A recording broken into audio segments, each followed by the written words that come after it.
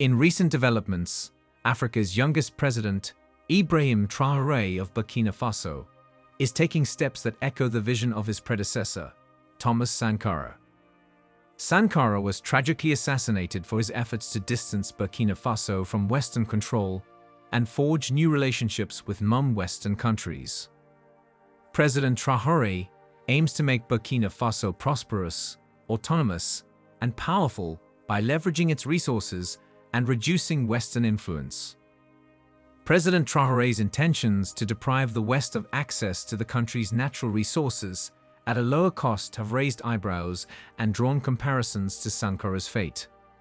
However, Traore is going beyond Sankara's plans, challenging and intimidating the West by forming alliances with countries that are considered adversaries by Western powers. This bold approach has painted Traore as a fearless and courageous leader in Africa. One recent event that has alarmed the West involves a delegation from Russia engaging in discussions with Burkina Faso's interim president, Ibrahim Traore. The talks, confirmed by the Burkina presidency, focused on potential military cooperation. The Russian delegation, led by Deputy Defense Minister Yunus Bek Yevdorov, followed up on President Traore's earlier discussions with Russian President Vladimir Putin during the Russia-Africa summit held in St. Petersburg last July. These developments have caused concerns among Western powers, who are reportedly contemplating ways to replace and potentially eliminate President Traore, similar to the fates of Thomas Sankara and Muammar Gaddafi. The West perceives President Traore's actions as a threat, and his engagement with Russia has added fuel to the fire. The situation surrounding President Traore and Burkina Faso remains tense, with the West closely monitoring the country's actions and alliances. The future of Burkina Faso under Traore's leadership is uncertain, as both internal and external forces vie for control and influence. The recent developments in Burkina Faso have put the country's relations with Moscow in the spotlight, particularly after the expulsion of French troops earlier this year. This move has sparked speculations about deepening security ties with Russia, which is perceived as an enemy of the West.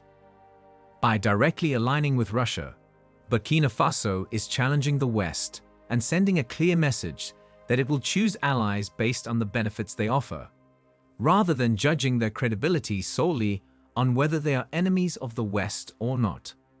The meeting between Burkina Faso and the Russian delegation focused on areas of cooperation, with a strong emphasis on military aspects. This has caused concern among Western powers, who fear the potential collaboration in the military domain. Discussions included the training of Burkina officer cadets and officers at various levels, potentially including pilot training in Russia. However, the official statement did not explicitly mention whether Russian military trainers would be dispatched to Burkina Faso. Historically, most of Burkina Faso's soldiers received their training from institutions established by France, which had a significant influence on them. But now, with Russia entering the picture, the dynamics are expected to change. In late July, President Ibrahim Traore, the transitional president of Burkina Faso, attended the second Russia-Africa summit in St. Petersburg. This gathering holds significant diplomatic and economic importance for Russian President Vladimir Putin, occurring amidst the ongoing war in Ukraine. President Traore's regime has faced exceptional challenges since taking office in October 2022, primarily dealing with a surge in jihadist attacks. These challenges have further emphasized the need for Burkina Faso to explore new partnerships and seek support from countries like Russia. The situation remains complex and will continue to evolve as Burkina Faso navigates its path forward in the face of security threats and geopolitical considerations.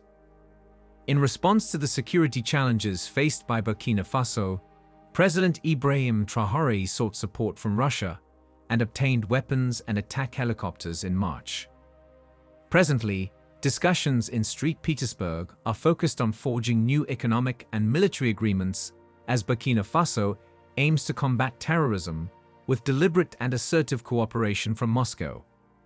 These diplomatic conversations have also sparked speculations about undisclosed agreements that may allow Russia to bypass international sanctions, particularly following its divergence from European markets. The talks aim to identify solutions for Burkina Faso's security and development, reinforcing the mutually beneficial partnership with Russia. There is a possibility of secret agreements that prioritize a win-win strategy, allowing both countries to reap benefits while sidelining the West. This is why President Ibrahim Traore officially referred to Russia as Burkina Faso's strategic ally, sending a direct message to the West that Burkina Faso will cooperate and make deals with Russia, regardless of the earlier demands to condemn Russia's involvement in the Ukraine war. Concerns about Burkina Faso's relationship with Moscow have risen alongside growing anti-French sentiments in some parts of the region. In February, Burkina Faso expelled French troops and terminated an agreement that had allowed France to combat armed groups in the country since 2013. During a televised interview, President Traore was questioned about Burkina Faso's international allies in the ongoing conflict.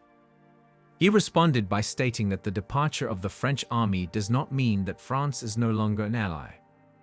Burkina Faso has strategic allies and seeks new forms of cooperation. Russia, in particular, is a strategic ally. President Traore's statements highlighted the stance of Burkina Faso, which aims to engage with multiple countries rather than picking one side. This approach reflects a policy that African countries desperately need. President Traore expressed satisfaction with the cooperation with Russia and emphasized his country's willingness to engage with all nations. This has raised concerns among Western nations about Russia's growing influence in the Sahel and nearby regions. France's withdrawal of forces from Mali last year, after collaborating with the Russian military contractor Wagner Group to combat armed groups, exemplifies the unease Western countries feel when African nations engage with Russia. However, President Traore remains focused on what is best for Burkina Faso, disregarding the approval of the West. As a result, Burkina Faso's military leaders have signed an agreement with Russia to build a nuclear power plant, bolstering the country's electricity supply. The situation highlights the shifting dynamics in international relations and the priorities of African countries in pursuing partnerships that serve their interests. Burkina Faso's recent alignment with Russia and North Korea has raised eyebrows in the international community. Since assuming power last year, President Ibrahim Traore has turned to these countries for economic and military assistance, seeking their support in addressing critical issues faced by Burkina Faso. One of the notable moves is Burkina Faso's plan to establish a nuclear power plant with Russia's help.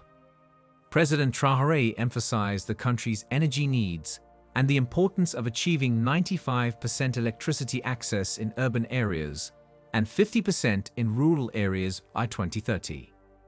While this agreement has caused concerns in the West about the possibility of nuclear secrets being shared, the primary goal is to meet Burkina Faso's energy demands and contribute to regional energy stability.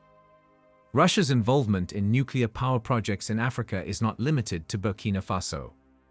The country has been assisting Egypt in constructing a nuclear power plant, and a similar deal was signed with Kenya. Despite progress in energy access in sub-Saharan Africa, electrification rates remain low, with over 50% of the population lacking access to electricity. Nuclear power is seen as a potential solution to address this energy deficit. In addition to Russia, President Traore has forged diplomatic ties with North Korea, expressing Burkina Faso's interest in acquiring additional weaponry.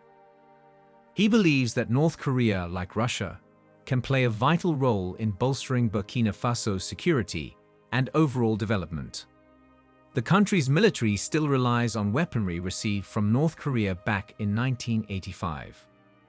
Resuming diplomatic ties and potentially engaging in weapons trade with North Korea is seen as a demonstration of Burkina Faso's pursuit of independent alliances, despite the Western opposition to such relations. The recent developments in Burkina Faso reflect the country's focus on seeking support from non-traditional partners to address its pressing needs. While these alliances raise concerns in the West, President Traore remains committed to what he believes is best for Burkina Faso's security and development.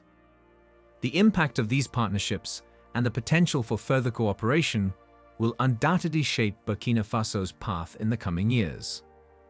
This agreement marks a significant moment in the relationship between Burkina Faso and North Korea. Almost 50 years ago, Burkina Faso's former leader, Thomas Sankara, visited North Korea and received a ceremonial pistol as a gift. Now, Burkina Faso's current military leader, Ibrahim Traore, who is often compared to Sankara by his supporters, is advocating for strategic alliances with countries like Russia, Turkey, and North Korea. Traore emphasizes that Burkina Faso's interests come first, regardless of the ally or nation involved. The country prioritizes collaboration with those who can support them in their ongoing struggle against extremist groups and provide equipment and assistance. Burkina Faso aims to reclaim approximately 40% of its territory lost to these groups since 2015. However, it's important to note that UN Resolution 2270 explicitly prohibits weapons trade with North Korea.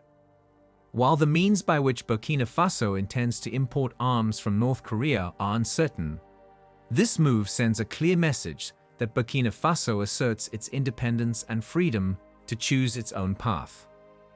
African countries, like Burkina Faso, have the right to shape their foreign policy independently. They have the liberty to select allies and partnerships based on their national interests. This essence of sovereignty means they are not subject to external influences or control when defining their foreign policy. Ibrahim Traore's approach challenges the historical pattern of African leaders aligning with the West and prioritizing the West's interests over their own. He aims to make Burkina Faso an independent country with the power to decide for itself and diversify its alliances.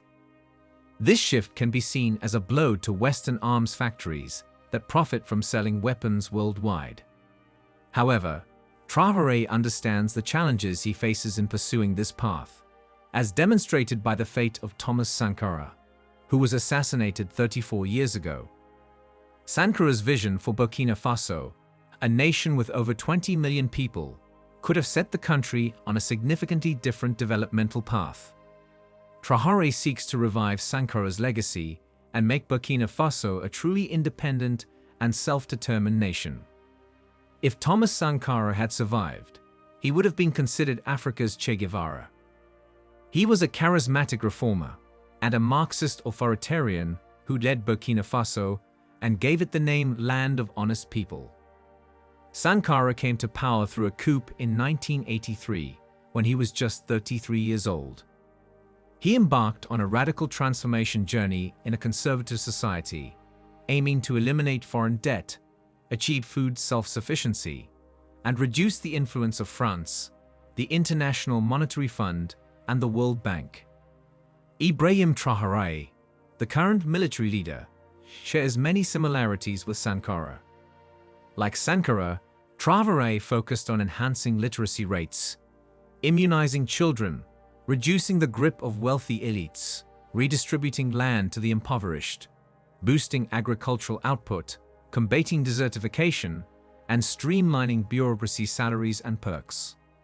However, Sankara's boldest and most visionary reforms, such as his pro-women policies and programs, are often overshadowed by discussions about his modest income and lifestyle. Sankara advocated for girls' education and introduced voluntary family planning initiatives. He ensured that pregnant students could continue their education and outlawed female genital cutting, forced marriages, and polygamy. His government also integrated women into cabinet positions and other high-ranking roles, including the military, which was a pioneering move in Africa. Unfortunately, Sankara's mission to distance Burkina Faso from the West led to a tragic end. He was overthrown in a coup on October 15, 1987, led by Blaise Compaoré, who had once been Sankara's close friend and loyal cabinet member. The coup has been seen as the result of a personal feud or speculation that Compaoré received support from powerful conservatives in Burkina Faso and possibly from Côte d'Ivoire and France. Captain Ibrahim Traore, aware of the history of powerful heads of state being assassinated, understands that he needs to consolidate power and ensure his own survival to bring about radical changes. After seizing power through a coup about a year ago, Traore declared that elections were no longer a top priority compared to the urgent issue of security. He plans to make changes to the country's constitution to better represent the interests of the masses. Traore emphasizes that security is of paramount concern for Burkina Faso due to ongoing jihadist violence. When he initially came to power, Traore set a goal to strengthen security within 2 to 3 months. However, a year later, the country continues to grapple with jihadist attacks, underscoring the significance of addressing security challenges. Traore, who became the world's youngest leader at the age of 34, took office as interim president with the goal of reclaiming territory and facilitating a transitional period leading up to the scheduled elections in July 2024.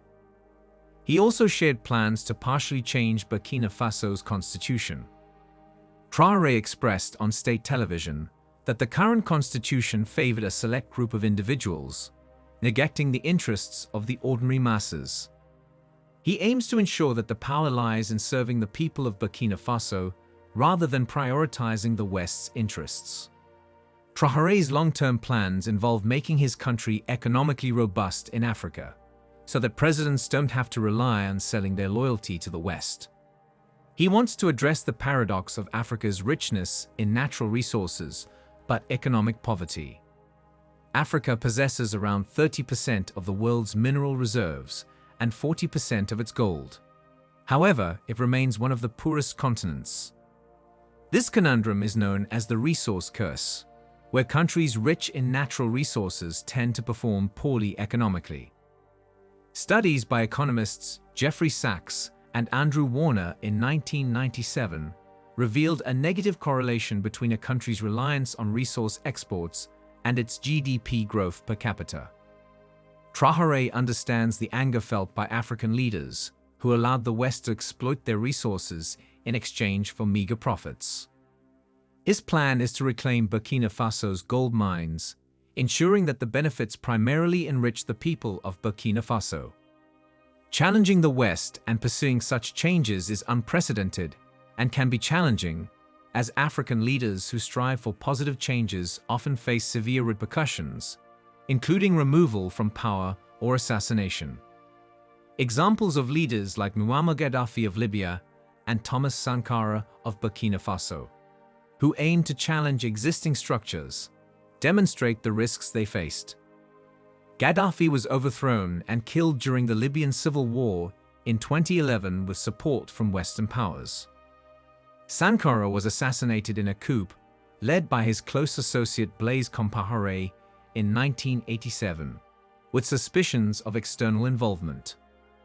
These experiences serve as a deterrent for aspiring African leaders who desire radical change in their countries, as they fear the severe consequences they might face. However, despite knowing the risks, Traore remains steadfast in his stance. He is determined to make Burkina Faso independent once again, where the people can prosper. He has taken measures to ensure the absence of Western troops, preventing any potential atmosphere for his replacement or assassination orchestrated by the West. Furthermore, he forms alliances with countries that challenge the West, fearlessly challenging their influence. The question remains whether Ibrahim Traore will succeed in breaking the West's influence in Burkina Faso and Africa, or if he will be covertly compromised, allowing the West to regain control. Feel free to share your thoughts on what Traore should do to become a stronger force.